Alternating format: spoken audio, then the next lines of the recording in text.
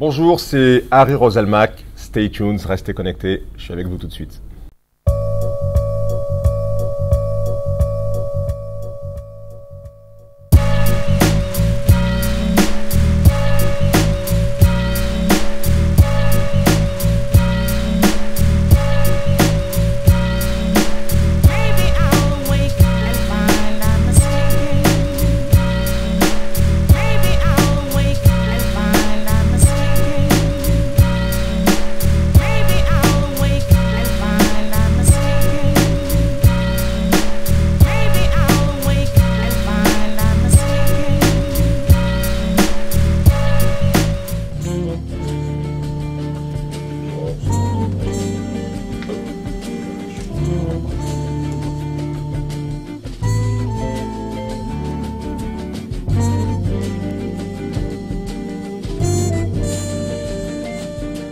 Bonjour à tous, j'espère que vous allez bien. Vous êtes sur Stay Tuned, bien évidemment. 100e numéro. Donc, invité spécial, Harry Roselmack.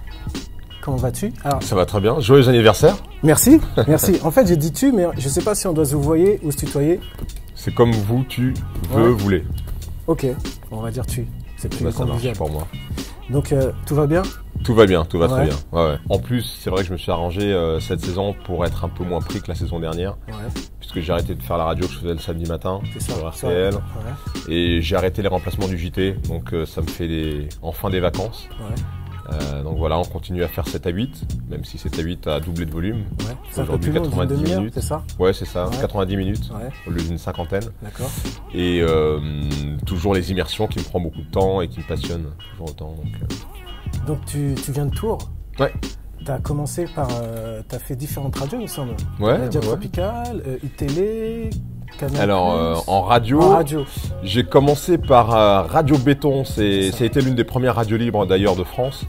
Donc à Tours.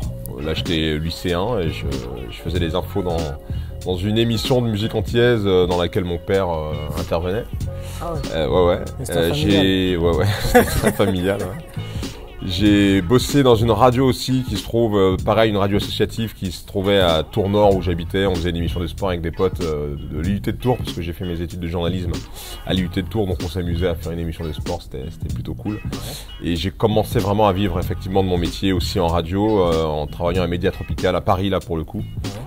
Je suis arrivé en 94 pour travailler dans cette radio. J'ai travaillé pendant plus de 5 ans. Après j'ai bossé à Radio France, d'abord dans les locales, dans toutes les stations locales de Radio France à travers le pays, et ensuite à France Info pendant 4 ans. Le travail de journaliste, c'est quelque chose que tu voulais depuis le départ ou quel a été le déclic? Je me rappelle pas d'un jour où je me suis dit je vais être journaliste. Je pense que ça a été un mûrissement et en fait c'est le métier qui correspond le plus à ma curiosité, à mon intérêt pour la langue française et pour le récit. Et mon intérêt pour les gens. Voilà, je crois que c'est le métier qui réunissait le plus de choses qui correspondaient à ce que j'avais envie, à peut-être mes qualités, en tout cas à mes désirs. Donc voilà, c'était le métier qui s'est imposé un peu à moi d'évidence, quoi. Bonsoir à tous, très heureux de vous retrouver et de vous accompagner jusqu'à 19h45. Au sommaire ce dimanche, le doute qui grandit dans une affaire de meurtre jugée il y a bientôt 15 ans. Tu étais un joker, présentateur au JT de 20h. Tu as arrêté à quel moment?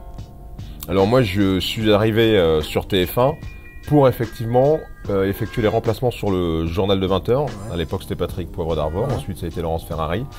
Donc j'ai commencé à l'été 2006 par ça.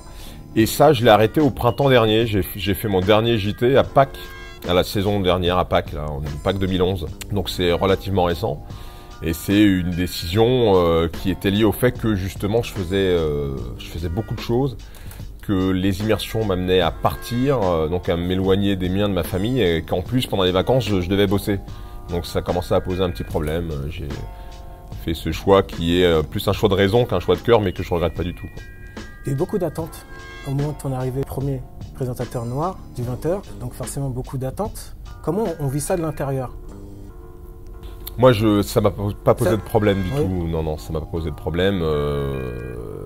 Qu'il y ait des attentes, c'était peut-être sans doute justifié. Qu'il y ait des interrogations, c'était moins agréable, mais c'est peut-être que ça l'était aussi, parce qu'il y a des gens qui à l'époque avaient dans l'idée qu'un noir pouvait peut-être pas assuré cette fonction comme un autre.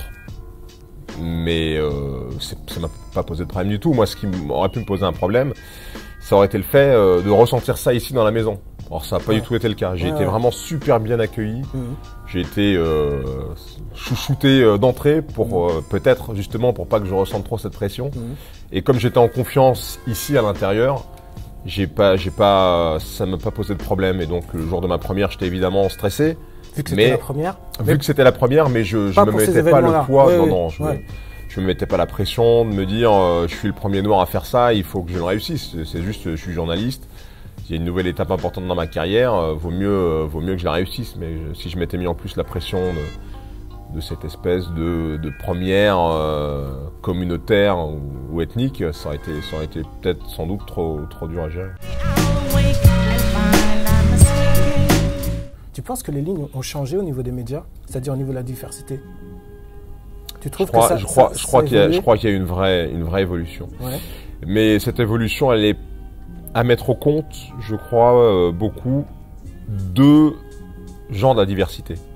C'est-à-dire qu'il y a un certain nombre de collectifs qui se sont montés ou d'initiatives individuelles qui ont fait que les responsables de chaînes se sont rendus compte qu'il y avait déjà une diversité, mais qui cognait à la porte et qui voulait faire des choses. Et ça, je crois que ça a permis de faire évoluer les choses. Alors, c'est pas parfait, pas encore à un niveau de représentation qui est représentatif de la population française, mais on est dans une situation économique qui est aussi compliquée.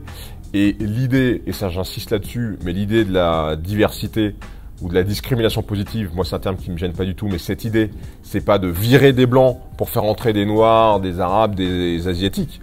L'idée, c'est dans les recrutements à venir, et pour ça il faut que les boîtes puissent recruter, que dans ces recrutements-là, il y ait davantage de diversité. Et j'espère qu'on pourra le voir lorsque la situation économique permettra à toutes ces entreprises de médias, mais pas seulement, parce qu'il ne faut pas que ça s'arrête aux médias, recruteront à nouveau.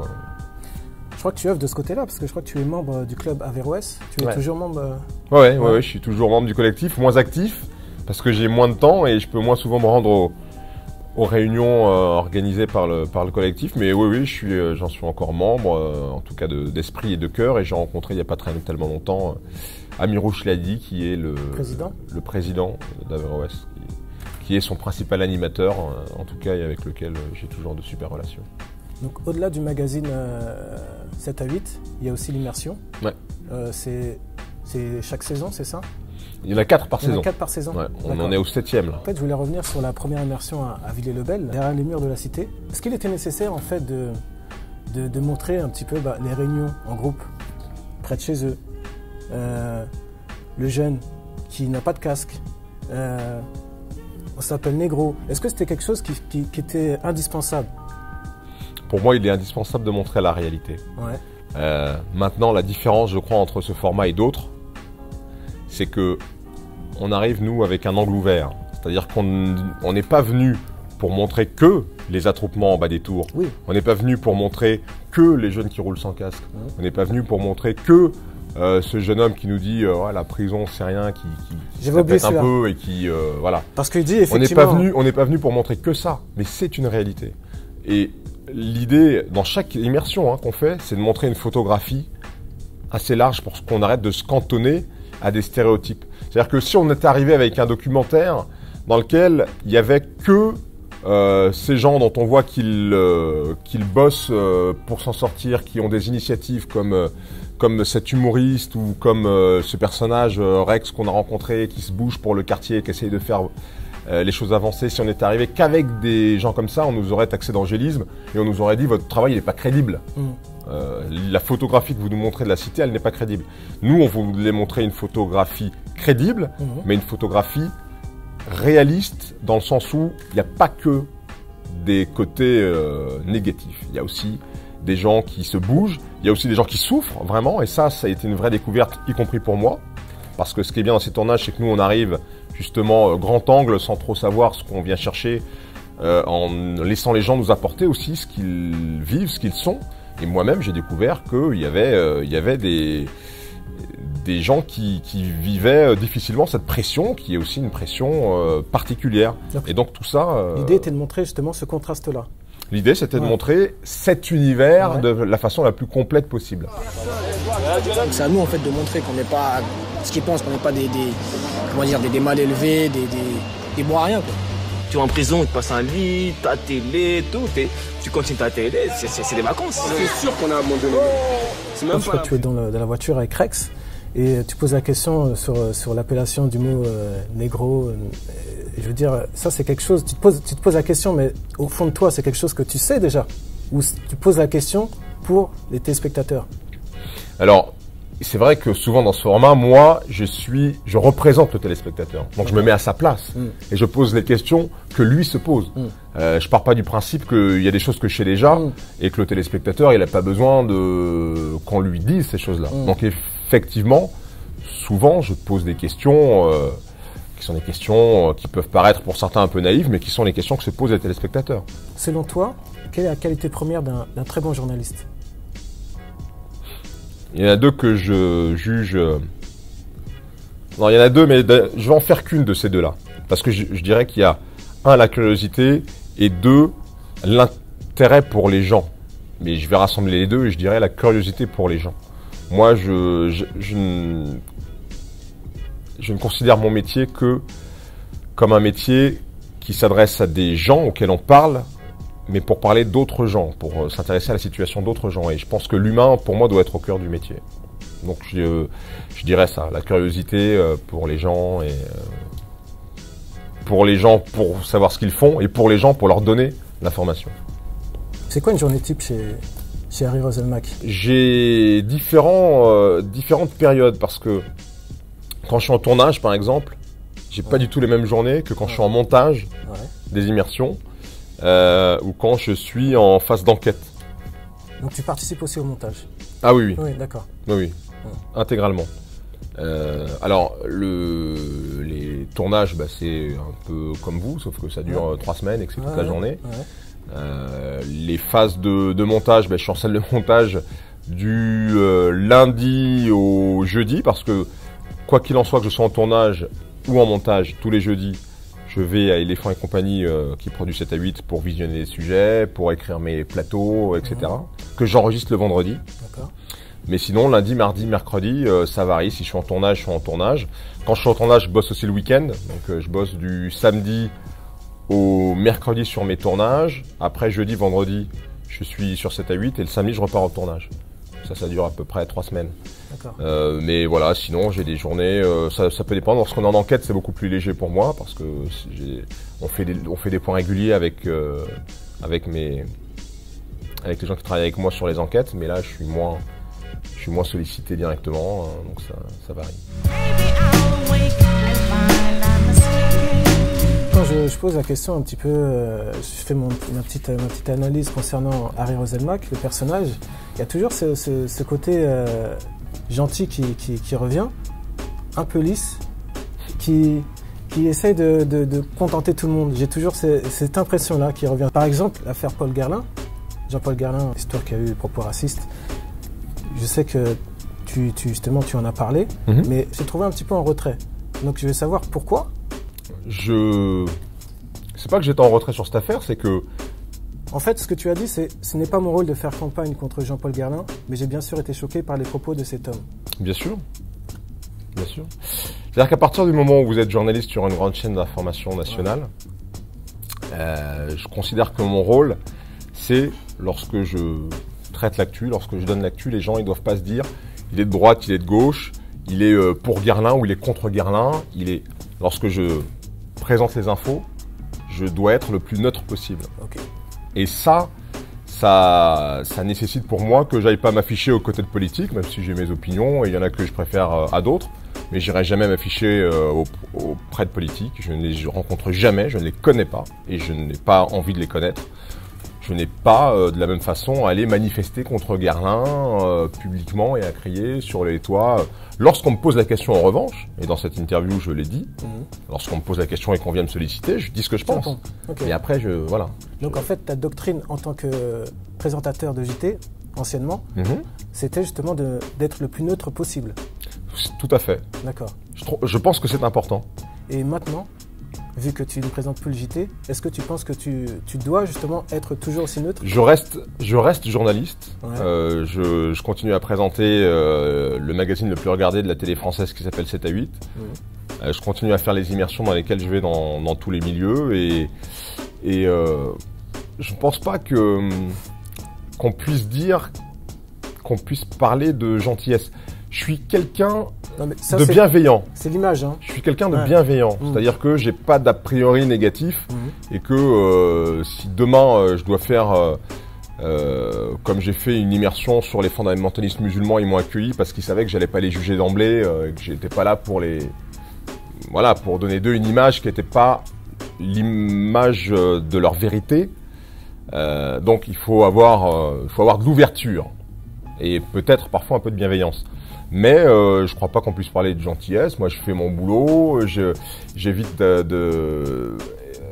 effectivement de perturber mon image parce que je pense que l'important pour un journaliste, c'est d'être crédible. Ouais. Et quelqu'un qui est de parti pris, quand quelqu'un de parti pris vous donne une information, il perd de sa crédibilité. Ouais. Et ça, c'est des choses très importantes. Alors, peut-être que moi, je le pratique plus que d'autres.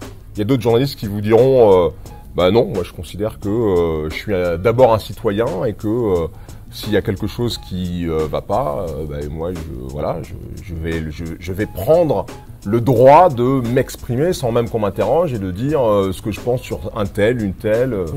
Moi, c'est pas ma façon de voir les choses. Je préfère le faire par mon métier et quand je suis dans mes immersions, je pose aux gens les questions qu'il faut que je leur pose. Je sais que tu es un fan de musique. Ouais, comme beaucoup. Ouais. Oui, comme beaucoup. Qu'est-ce que tu écoutes? Moi, je suis très New Soul, moi. Je suis très New Soul. C'est vraiment ce que j'écoute le plus. Le zouk, c'est plus cosmétique, c'est-à-dire que cosmétique. Ouais, c'est-à-dire que j'écoute pas le zouk très souvent. Je l'écoute de temps en temps. C'est plus pour moi une façon de célébrer, de célébrer avec la famille, d'être dans une atmosphère, baptême, quand je suis en voiture par exemple, seul, j'écoute pas forcément beaucoup de zouk. J'écoute davantage de la New Soul. Après, il y a quelques artistes de zouk que j'aime beaucoup. Jean-Michel Rotin par exemple, c'est le genre de personnalité artistique que j'apprécie énormément. Donc tu dis New Soul, tu parles de voiture. Justement, il y a quoi dans la voiture? Qu'est-ce qui tourne dans la voiture? En ce moment, c'est du Douélé et du Anthony Hamilton. Je suis un peu branché sur ces deux-là. Très bien. Et l'album de Chevet qui tourne toujours, mais ad vitam aeternam. Il y en a beaucoup, hein. Ouais. Mais je dirais par fidélité, je dirais Cameo, parce que c'est ce groupe qui m'a révélé, moi, la musique nord-américaine. J'étais gamin et c'est mes cousins qui étaient fans de Cameo et qui m'ont fait écouter ça. C'était assez tôt dans les années 80. C'était peut-être en 85, 86, je devais avoir 15 ans, entre 12 et 14-15 ans. Ouais. Et c'est vrai que ça a été une révélation pour moi et depuis j'ai accroché et j'ai continué à découvrir cet univers-là. Je crois aussi que tu es un grand sportif, il me semble.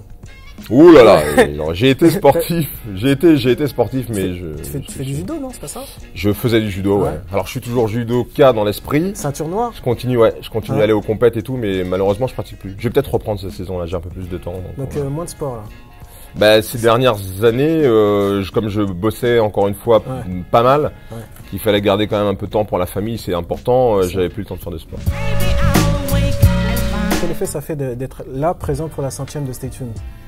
Je suis flatté, moi je l'ai appris au moment où tu le disais tout à l'heure et je suis ravi, j'adore les anniversaires, j'imagine qu'il va y avoir un peu de gâteau, du champagne, un truc comme ça. Je comptais sur toi pour que tu puisses ramener le gâteau. Je savais pas, mais je te dis là, il faut préparer ça. Mais non, c'est votre anniversaire, vous me recevez, il faut mettre les formes les gars. Bon alors, la prochaine fois on essaie de faire ça bien. Ça marche. Le mot de la fin, ça serait quoi? Stay tuned. Ok. En tout cas, je te remercie d'être passé sur Stay Tuned. C'est Stay Tuned. Stay Tuned. Reste connecté. Stay tuned. Je te remercie d'être passé. Ouais. Je te dis à bientôt. À bientôt. Merci. Salut. Ciao. Ciao.